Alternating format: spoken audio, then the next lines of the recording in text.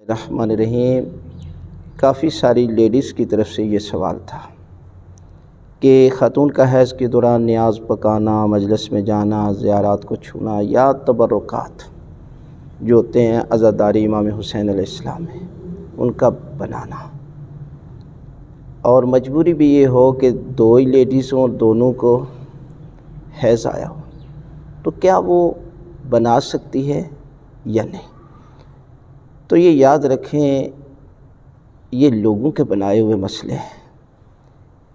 یہ دین وہ دین کہ جس کے لیے حضرت امام حسین نے کربلا میں قربانی دی، اور اس دین کی یاد اور اس قربانی کی یاد آپ اس مہینے میں مناتے ہیں، تو وہ مسئلہ بھی سمجھے جو امام حسین علیہ السلام کے دین میں ہے، جہاں پر کوئی مسئلہ نہیں ہے۔ مجلس حسین اسی لیے امام بارگاہ میں کرائی جاتی ہے۔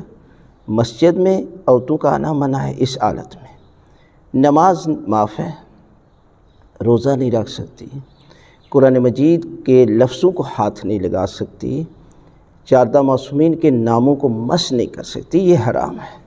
لیکن اس کے علاوہ نیاز پکانا، کھانا یا یہ جو چیزیں بنانی ہوتی ہیں تبرکات گھر میں بنانا، سوائے جہاں پر پنجتن پاک کے نام ہوتے ہیں یا معصوم ہستی کو، ان کو ہاتھ نہ لگائیں، اس کے علاوہ جو ہے وہ کوئی مسئلہ نہیں ہے۔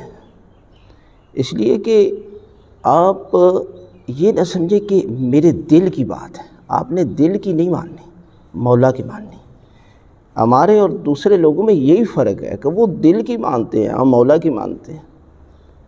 آج محرم ہے اور مولا کی مانتے ہوئے یہ کام کر رہے ہیں نا، لباس بھی سیاہ اور عزاداری امام حسین میں شرکت، لنگر نیاز، یہ کس کے لیے کر رہے ہیں؟ یہ امام حسین علیہ السلام کی قربانی کے لیے، ثواب کے لیے، اور یہاں بھی اسی مسئلے کو سمجھ کر عمل کریں تو یقیناً آپ کے لیے اور آپ کے مرحومین کے لیے یہ ذریعہ نجات